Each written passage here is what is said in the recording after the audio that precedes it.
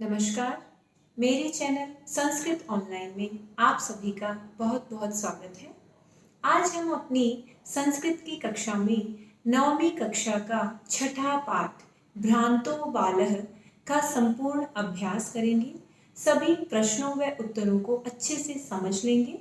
व इसके साथ साथ मैं एक वर्कशीट का लिंक आपके साथ शेयर करूंगी, जो वीडियो के बिल्कुल नीचे आपको ब्लू लिंक में मिलेगा।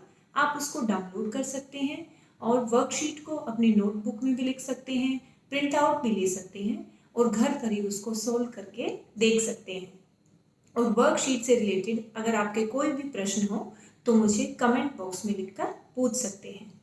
तो हम पाठ का अभ्यास शुरू करते हैं। देखते हैं अभ्यास का पहला प्रश्न। अधोलिखितानां प्रश्नानां उत्तराणि संस्कृत भाषया लिखत। नीचे लिखे गए प्रश्नों के उत्तर संस्कृत भाषा में दीजिए। पहला प्रश्न है, बालः कदा क्रीडितुं निर्जगाम। बालः बालक कब क्रीडितुं खेलने के लिए निर्जगामः गया।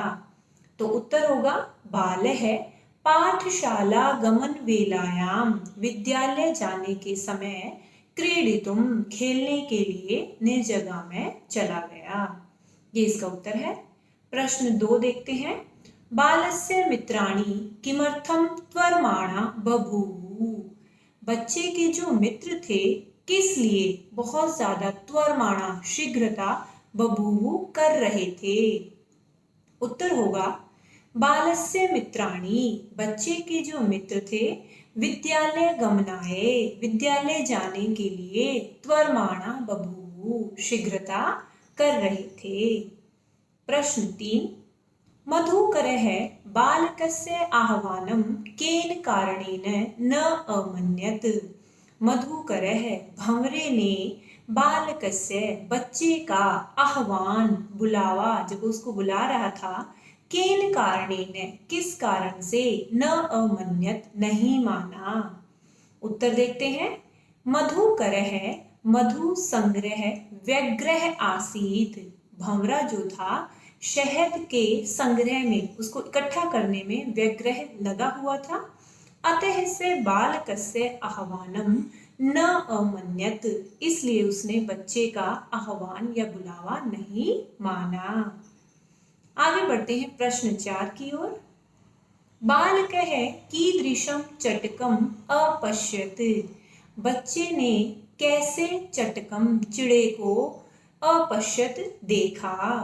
बालकः तृणशलाकादिकम तिनके और घास आदि को आददानम इकट्ठा करते हुए चटकम अपश्यत देखा। जो चिड़ा था वो अपने लिए घास और तिनके आदि को इकट्ठा कर रहा था, तो ये करते हुए उसने उसको देखा। अगला प्रश्न है प्रश्न 5। बालकः चटकाय क्रीडनार्थम कीदृशं लोभम दत्तवान। बच्चे ने चिड़े के लिए खेलने के लिए कैसा लोभ दिया, उसको प्रलोभन दिया था कि तुम मेरे साथ खेलने आ जाओ। क्या कहा था, बालकः चटकाय क्रीडनार्थम, उस चिड़े को खेलने के लिए स्वादु भक्ष्य कवलानाम, स्वादिष्ट खाने योग्य निवाला या खाने योग्य जो घास आदि थे वो लोभम दत्तवान, उसका लोभ दिया। कहा कि तुम क्यों सूखे तिनके को खा रहे हो, मैं तुम्हें खाने योग्य निवाला दूंगा। आगे है प्रश्न 6। खिन्नः बालकः श्वानं किम अकथयत। दुखी हुए बच्चे ने कुत्ते से क्या पूछा या क्या कहा। खिन्नः बालकः श्वानं क्रीड़ा सहायकम। दुखी बालक ने कुत्ते को क्रीड़ा सहायकम खेलने में सहायक भवितुम होने के लिए अकथयत कहा कि तुम मेरे साथ खेल सकते हो, इसलिए उसने कुत्ते को कहा। अगला प्रश्न है प्रश्न 7।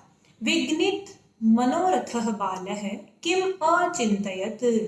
टूटे हुए मनोरथ वाला, जब उसकी इच्छाएं टूट गई थी, जो वो चाहता था वो नहीं हुआ, तो क्या सोचने लगा। विघ्नित मनोरथः बालः अचिंतयत अस्मिन् संसारे अहम एव कोऽपि कालम न यापयति। इस संसार में मेरे की तरह कोई भी समय व्यर्थ नहीं गवाता है।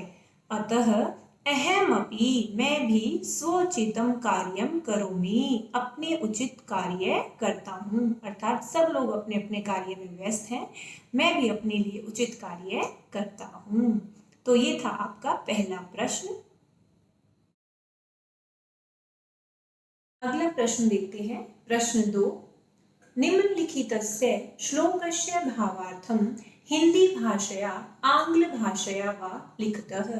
नीचे लिखे गए श्लोक का भावार्थ हिंदी भाषा में या आंग्ल भाषा में अर्थात अंग्रेजी भाषा में आपको लिखना है या लिखिए। देखते हैं श्लोक। यो मां पुत्र प्रीत्या पोषयति स्वामिनो गृहे तस्य रक्षा नियोग करणात् न मया द्रष्टव्यमीषदपि। देखते हैं इसका भावार्थ हिंदी में। भाव जो है इसका वो है कि यो माम, जो मुझे पुत्र प्रीत्या, पुत्र की तरह प्रेम करता है, पोष्यति, मेरा पालन पोषण करता है, तस्य स्वामिनो गृहे, उस स्वामी के घर में, रक्षा नियोग करणात् न, रक्षा नियोग अर्थात रक्षा करने का जो कार्य मुझे सौंपा गया है उसे अगर मैं नहीं करता हूँ तो ईषदपि, थोड़ा सा भी मुझे न द्रष्टव्यम, उस कार्य से भटकना नहीं चाहिए। अर्थात जिस कार्य में मुझे, रक्षा के कार्य में मेरे स्वामी ने मुझे लगाया है, मुझे उस कार्य में ही संलग्न रहना चाहिए, जागरूक रहना चाहिए। तो ये है इसका हिंदी भावार्थ। अगला है प्रश्न 3। भ्रांतो बालः इति कथायां सारांशं हिंदी भाषया आंग्ल भाषया वा लिखतः।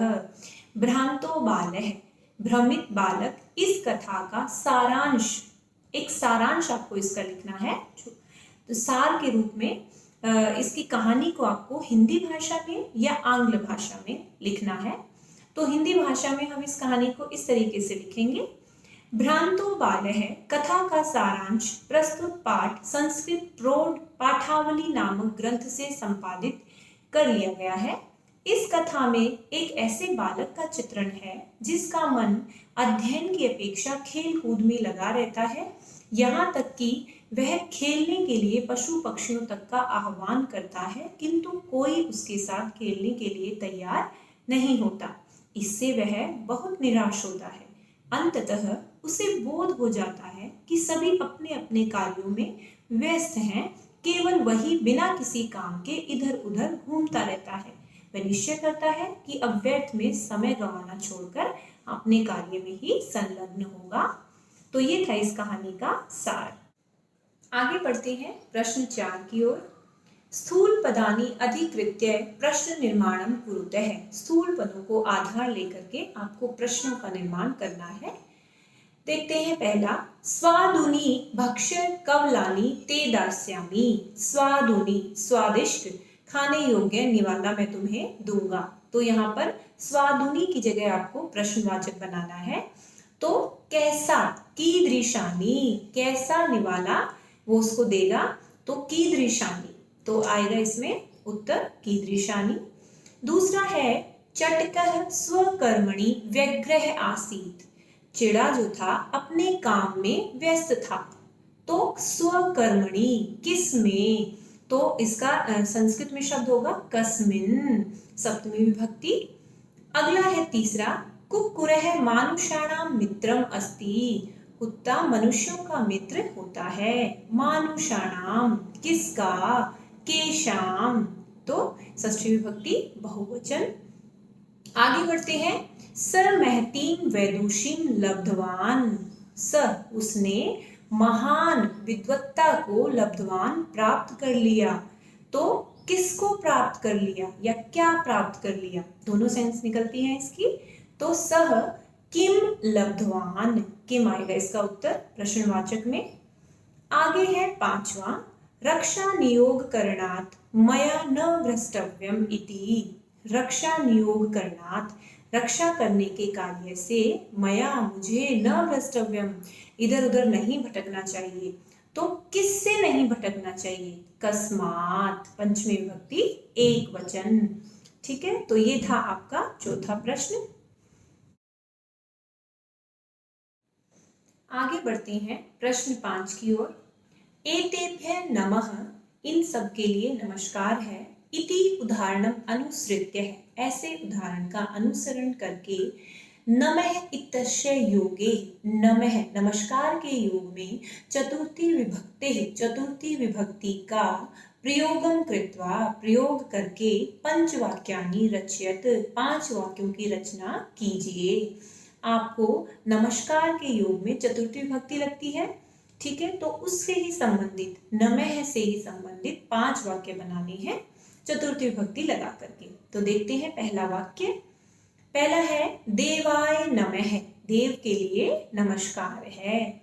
आप और कोई भी वाक्य बना सकते हैं जो नमस्कार के लिए आप प्रयोग कर सकते हैं। दूसरा है गुरुवे नमः, गुरु के लिए नमस्कार है।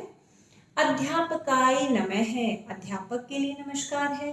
वासुदेवाय नमः, वासुदेव के लिए नमस्कार। देवेभ्य नमः, देवों के लिए नमस्कार। तो ये थे 5 वाक्य। इसके अतिरिक्त भी अगर आपको लगता है, आप कोई भी वाक्य बना सकते हो जो भी चतुर्थी विभक्ति में बनते हो। प्रश्न 6। क स्तंभे समस्तपदानि, ख स्तंभे च तेषां विग्रह दत्तानि, तानि यथा समक्षम लिखतः। क स्तंभ में समस्त पद दिए हुए हैं और ख स्तंभ में समस्त पद अर्थात समास का तेषां विग्रह, उनका विग्रह दिया हुआ है समास का, तो उनको तानि यथा समक्षम लिखिए। उनका हमें मिलान करना है सही, क्योंकि वो अलग अलग दिए हुए हैं। एक जगह पर क में समस्त पद दिए हुए हैं और सामने क्या दिया है? विग्रह। तो सही का मिलान करना है। देखते हैं कैसे करेंगे।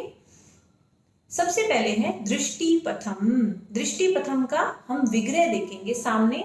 सबसे पहले पुष्पाणाम उद्यानम विद्याया वैष्णी दृष्टेः पंथा पुस्तकानाम दासा। तो दृष्टिपथम का क्या होगा? दृष्टिपथम का अर्थ हम देख लेंगे एक बार। दृष्टिपथम नजरों में आता हुआ, ये आया था हमारे पाठ में। तो दृष्टेः पंथः, ठीक है, इसका विग्रह ये होगा दृष्टेः पंथः। इसकी अलग अलग विभक्ति हो जाएगी, दृष्टि शब्द की षष्ठी विभक्ति और पंथः। अगला है पुस्तक दासः, तो इसका विग्रह क्या होगा? पुस्तकानाम दासः, पुस्तकों के दास, ये इसका विग्रह हो जाता है। आगे है विद्या वैष्णी, विद्या का वैष्णी, विद्यायाः वैष्णी। विद्या शब्द स्त्रीलिंग है तो षष्ठी विभक्ति विद्याया वैष्णी। अगला है पुष्पोद्यानम, किसका? पुष्प का उद्यान, पुष्पाणाम, षष्ठी विभक्ति बहुवचन पुष्पाणाम उद्यानम। तो ये था हमारा समस्त पद और उसके विग्रह का मिलान। ये प्रश्न था 6 जो यहीं पर समाप्त होता है। आगे बढ़ते हैं प्रश्न 7 की ओर। क भाग, 2 भाग है प्रश्न 7 के, क और ख। पहले देखते हैं क। अधोलिखितेषु पद युग्मेषु एकम विशेष्य पदम, नीचे लिखे गए पद युग्मेषु, जो जोड़ा दिया हुआ है पदों का, उनमें से एक क्या है? विशेष्य पद है। और अप्रम च, दूसरा, अप्रम का अर्थ है दूसरा क्या है? विशेषण पदम, विशेषण पद है। तो विशेषण पदम विशेष्य पदम च पृथक पृथक चित्वा लिखत, उन दोनों को, विशेषण व विशेष्य को अलग अलग करके हमें लिखना है। अर्थात जो युग्म दिए हुए हैं, जो जोड़ा दिया हुआ है शब्दों का, उसमें से आपको अलग अलग बताना है कि विशेषण कौन सा है और विशेष्य कौन सा है।